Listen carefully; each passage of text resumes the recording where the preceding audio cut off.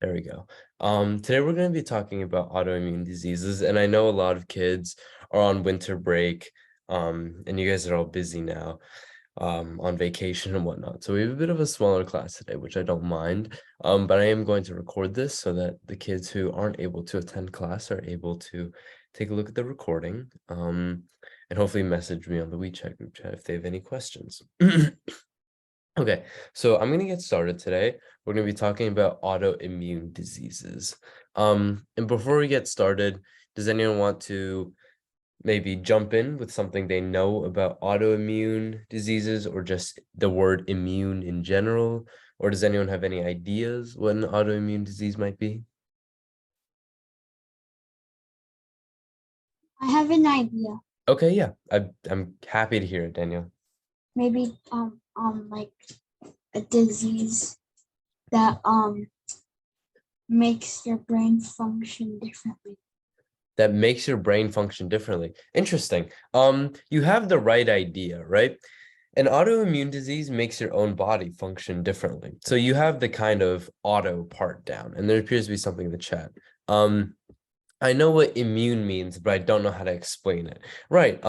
That's actually pretty common. We have this general idea of the word immune, the immune system. It fights off bacteria, viruses, and other invaders. But we don't really understand the kind of very specific details about the immune system, right? Like how antibodies work and how B cells and T cells work together. And maybe I should probably run a class on that. That would probably make sense before I did this class, but that is far too late for me to consider now. So we're gonna do autoimmune probably before we do immune. Okay, but this will be a good introduction regardless. Okay, and Daniel, you were definitely on the right track there. So let's get started and talk about autoimmunity. Okay, so when we say autoimmune diseases, we're referring to a specific kind of disease, and this can be like autoimmune diseases are basically a category of disease. They're the third most common type of disease in the US, falling behind cancer and cardiovascular disease. Cardiovascular disease being like heart disease, like cardiac arrest.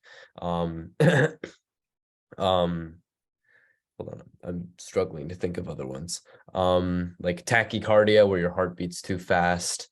All sorts of like bad heart things, like high cholesterol heart disease. And so autoimmune diseases, they're very common if they're the third most common disease in the US. I'm not exactly sure of the exact number, but I'm sure it's very high. Let me look it up for you. Have autoimmune diseases. So Google is telling me that about 10 million people worldwide have autoimmune diseases, which is a lot of people. I mean, 10 million, that is not an insignificant number. And so we can see that just from the start, autoimmune diseases are an issue that, humanity and science will want to deal with.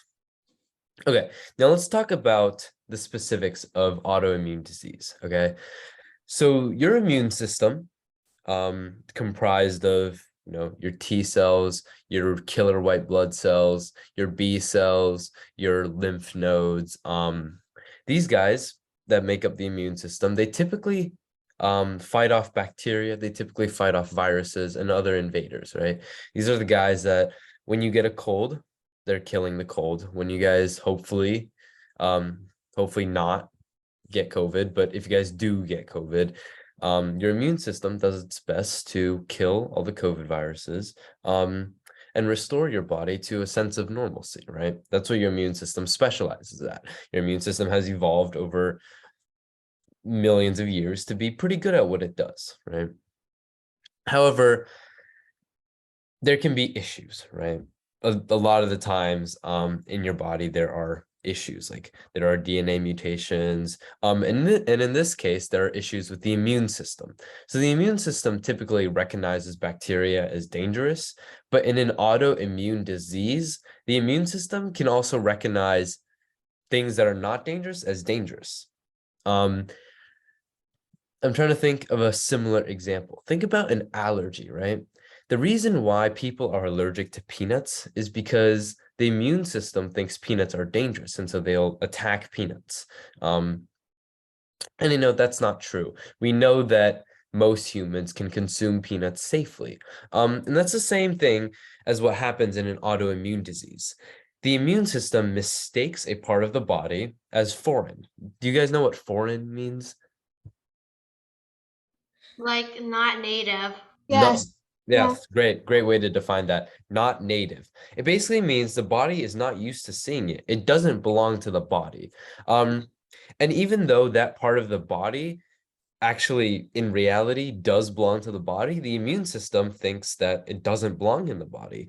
And if the immune system thinks that, well, then obviously it will scramble white blood cells, it will scramble B cells, it will scramble antibodies, and it will go into fighting mode.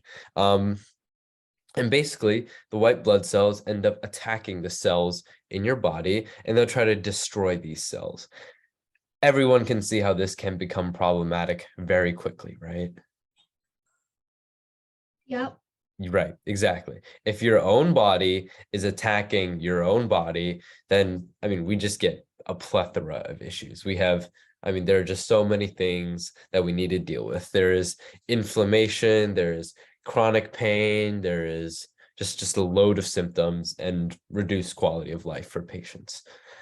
Okay, any questions about general autoimmunity? Okay, I don't believe so. Awesome, great. Feel free, you guys, to just jump in if you do have any questions. I don't mind at all. This is a little bit of a slide that has a lot of text on it, but I don't want that to intimidate you because I promise I will do my best to go through it. And also feel free to just jump in with any questions you may have. So one of the main characteristics of autoimmune disease, and one of the things that are very surprising about autoimmune diseases, is that they are more common in women than they are in men. And scientists estimate that the number. Yes, Daniel, what's up? No, never mind. Okay, all good. As I was saying, scientists estimate that there are 2 times as many cases of autoimmune diseases in women than in men, which is a pretty significant kind of statistic, right? And so the question then becomes, why are women at a greater risk for autoimmune diseases? There are a number of factors as to why. Number one being, I hope everyone here knows that women have sex chromosomes that are XX and men have XY. Are we all familiar with this? No. Okay. Okay. So hereditary, okay, so in your genes, Daniel, because you are a young boy, you have XY sex chromosomes. That determines the fact that you are a boy. Sarah, I believe, okay, I'm pretty sure Sarah's a girl. So Sarah, I'm pretty sure that you have XX chromosomes, right? Okay, I'm keeping my eye on the chat to make sure I haven't gotten this wrong. Okay, Sarah said obviously. Okay, cool. Okay, you didn't need to obviously me there. That's pretty funny. Okay, but Daniel, so boys have XY sex chromosomes and girls have XX chromosomes. And that just determines what gender you're assigned to at birth. Your XX and XY chromosomes determine a lot about your life. How much testosterone your body produces, how much estrogen your body produces, whether or not you're able to carry a pregnancy. That is determined by your sex chromosomes. And so these chromosomes, the sex chromosomes, whether or not it's XX or XY, that determines whether you're a boy or girl. Is that okay, Daniel? Yeah. Okay. I should also mention that there can be like issues with the sex chromosomes. Like you can have XYY or you can have XXX or like XXY. And so there are like mutations and stuff that we won't get into right now. but things can happen, okay? There can always be issues with the human genome. And so I just want to point that out. Where was that? Okay. Why are women more likely to be affected by autoimmune disease? And one of the major factors is that a lot of these autoimmune diseases are based on the kind of like, well, they originate from the X chromosome. And since women have two of these X chromosomes, they are more likely to have an X chromosome mutation that can result in an autoimmune disease. And like a lot of topics that we've explored recently, the exact mechanics of autoimmune diseases, how they come to be, why these mutations occur, and really how can we target these mutations so they don't happen more often. A lot of this kind of stuff is still unknown to us, right? Science is an ever-evolving field, and we're always trying to push, the expanse of our knowledge further. And so really with autoimmune diseases, we're kind of standing at a brink now, we're kind of looking over. I accidentally just turned on my music. I'm so sorry. My MacBook has this touchpad, and every time I slide my fingers over it, it turns on my music. My apologies. But as I was saying, there's still a lot we don't understand about autoimmune diseases. But what we do know is that a lot of these autoimmune diseases originate on genes originating from the X chromosome. And since women have two of these X chromosomes and men only have one, there's a greater chance that a woman can have a mutation on an X chromosome that impacts the development of an autoimmune disease. Is that all right? Yeah. Great. Awesome. The other kind of influence factor for women being more susceptible to autoimmune diseases. Does everyone, okay, sorry, I used a big word there. Does everyone know what the word susceptible means? Yeah. Okay. If you No. Okay, so the word susceptible means like at risk for. Like if I'm susceptible to falling over, that means I am at risk for falling over. In other words, I fall over easily. Is that okay, Daniel? Okay, you unmuted for a second and then muted back up. Did you say something? Yes and no. Okay, cool. Great. Awesome. Vocabulary with Lawrence. But the other kind of factor that we want to look at when we think about why women are more susceptible to autoimmune diseases than men are something we call hormones. Hormones are what your body releases to control the different stages of your life cycle, really. And you guys will learn more and more about this as you guys grow older. But women have a lot more hormonal transitions during their lifetime than men do. And so, for example, there's a large hormonal transition for women when they carry a pregnancy. That would make sense, right? The body changes a lot for women when they are carrying another being inside. Also, I heard that like in like puberty or something, Mhm. like when you're in middle school, like a girl grows really tall. Right.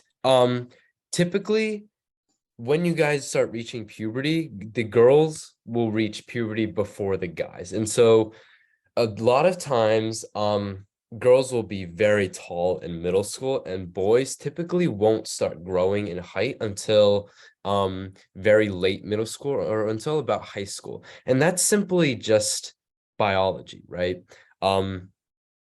The boys don't really get to puberty until a certain age, and that's usually after when the girls start getting into puberty. For example, puberty means that your muscles develop, you grow taller, you get body hair. I have to shave now occasionally. And so those are all due to hormonal transitions in the body, right? And even though men do undergo these hormonal transitions, women undergo more of these during their lifetime. And for some reason that we are not yet sure of, these hormonal transitions influence the immune system in significant ways. There's something about changes in hormones that affect the immune system, and the interaction between the immune system and those hormones can result in the immune system becoming kind of edgy and nervous, right? And then we can see how the immune system would start recognizing, like native objects as foreign, and then it would go into fight mode and it would start attacking the body. And maybe this is really interesting for you guys, and you guys might want to research it one day. Who knows? But like I was saying, there are a lot of things we don't really know about. We don't really know about how these autoimmune diseases come to be. We do know that there are other risk factors, of course. I mean, smoking is a risk factor, but smoking is a risk factor for like everything. I mean, like smoking is a risk factor for cancer, for heart disease, for lung disease, for whatever disease. Just don't smoke in general, okay? Smoking is terrible for you. Okay, any questions, guys? If you guys have any questions about like puberty or anything, like I'm also happy to answer those. You guys are like getting into that age range, or you guys are gonna start learning about that? You sure? We're only Eh, like in elementary school. Wait, they teach you guys in elementary school now? No, we're only in elementary school. Yeah, but I mean, here's the thing, Daniel. I learned about puberty in 3rd grade. What? Yeah, they showed us a video. It was called Just Around the Corner. Um, yeah, so actually it might have been 4th grade, but it was before I got into middle school. I had become aware that puberty was a thing. And so, I mean, you told me you were in 4th grade too. So, I mean, it was either 3rd grade or actually it was probably 4th grade. 3rd grade's a little early. But I mean, I saw the video in 4th grade and I was like, wow, that's biology. Um, and puberty is an interesting time. You guys are getting into adulthood. You guys are getting ready to go off into high school and then into college and into Oh, the stop world. getting like emotional. So stop getting what? Emotional. Sorry, can you repeat that, Daniel? Emotional. Oh, I think puberty doesn't change human emotions. You still get emotional. You know, humans have emotions regardless of puberty. Um, okay. As long as there are no questions, I'm going to feel free to move on, but you guys can always say, please pause, Lawrence. And I will pause and I will answer the question. Speaking of pausing, I want to take a second. GimKit has this pretty cool new game mode called Snowball Fight. I'm pretty excited to play it with you guys. I'm pretty excited to play it with you guys. It should be Actually lots. called Snow Brawl, but okay. Okay, it's called Snow Brawl. Like same thing. Thank you, Lyndon. Jesus, you guys are cutthroat. Okay. Anyways, it's some form of snow fighting, whatever. Okay, but I can't wait to play that with you guys. That'll be fun. Okay, that'll be your teacher bullying the little children on GimKit. Okay, let's talk about a specific autoimmune disease. Yeah. Okay. So, the example I've picked out here is rheumatoid arthritis. Anyone know what arthritis is? I know. Arthritis is I forgot. I know Arthritis this. is like, I think it's when like your joints hurt and stuff. Yeah. Yeah, that's it. Yeah. Yeah. I mean, yeah, that's a pretty good idea of arthritis. Arthritis typically develops when you guys are Very generally old. sorry, what?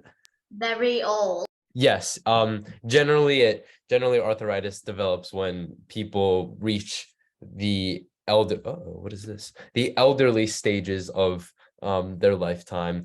It's typically characterized by inflammation in the joints, pain in the joints. It's not very fun. Somebody's spamming no. Lyndon, stop spamming no. Stop doing that.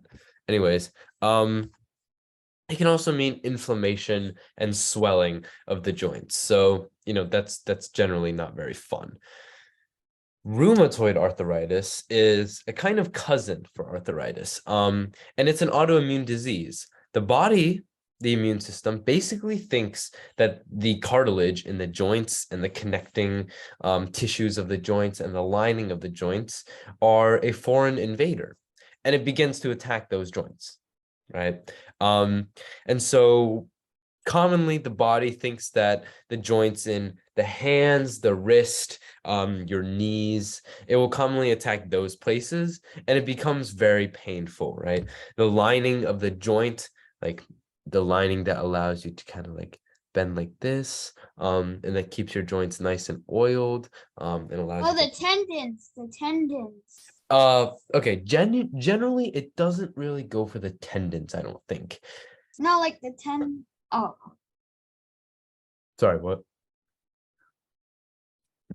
I thought you meant like the tendons that like moved your hands. Not necessarily. I mean the kind of like cartilage layer that connects the two joints. If you listen to my my fingers crack here. Okay, wait, hold on. Let's I just cracked my knuckles a second ago.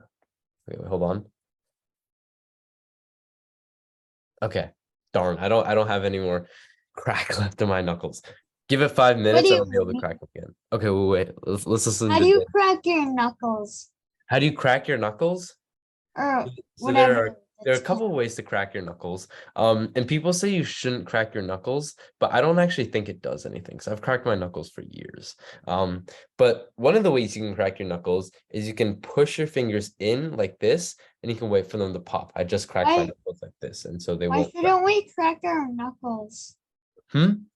Why shouldn't we crack our knuckles? People say that cracking your knuckles gives you arthritis. Oh, Yeah. But I don't actually think that's true. Some scientist did a study, cracked his knuckles for like 20 years, and he never got arthritis. So I think it's fine. It is not necessarily a good habit, but it's whatever. But the point is, the cartilage lining between the two joints, it becomes destroyed. The immune system goes in and it goes, and it basically, eats up the cartilage lining. And that just can't be a lot of fun. When that cartilage lining kind of disappears, it causes a lot of pain. Think about bending your joints without that kind of lining. It can be very painful. And this is something we call like chronic and long-lasting pain. So it lasts for a very, very long time. This is not something that, like a headache, it hurts for a day and then you wake up the next day and you're all good. No, that's not the way rheumatoid arthritis works. We have something called flares and remission. Basically, the arthritis, it comes back and then it disappears for a bit, and it comes back and it disappears for a bit. And so it's very annoying, it can flare up, it can hurt for a really long time, and then it'll go into remission. It will disappear. Your joints will feel not necessarily normal, but they won't hurt as much anymore, and you're feeling good, life is good. And then your rheumatoid arthritis comes back, and then your joints hurt all over again. That's what flares and remission is. Okay, let's see if I have a crack in my knuckles now. Let's see. Okay, hold on. Oh, did you hear that? no. God, don't. Okay, wait, listen very carefully. Okay, wait, I can't. Okay. Maybe after the gim kit, we can get a good crack in. But unfortunately, I shouldn't have cracked my knuckles while talking. It would have been a good demonstration for me to crack my knuckles. As I talked about rheumatoid arthritis. Okay. Any questions? Liliana, I saw that you just joined. Don't worry, this is being recorded, so feel free to go onto the YouTube. I will do my best to get this up onto my YouTube channel within 10 to 20 minutes of class ending. Sometimes the render process takes a while. This MacBook is not the most kind towards rendering. Okay. Vicky, I also saw that you just joined. I've recorded this entire class, and I'll post it on my YouTube channel. If you want to, Vicky, I can also post a link to the YouTube channel, in the WeChat group chat. Are you in the WeChat group chat, Vicky? Vicky， 他讲什么？Vicky，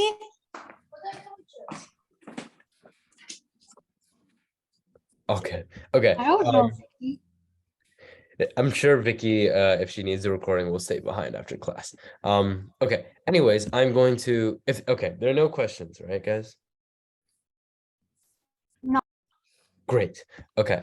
I'm going to stop my screen share. We have a couple of options here, guys. I can stop the recording right now. I can set up a new Zoom room and we can play the snowball fight game mode for as long as you guys want to, or I can record the snowball fight game mode, and we can play for 6 minutes. What do you guys want? Start a new Zoom. Okay, start a new Zoom and you guys want to play the snowball fight game mode for like 10 minutes or something, right? Yeah. Okay, Yes. great. I'm going to stop the recording here. Thank you guys for listening to the recording.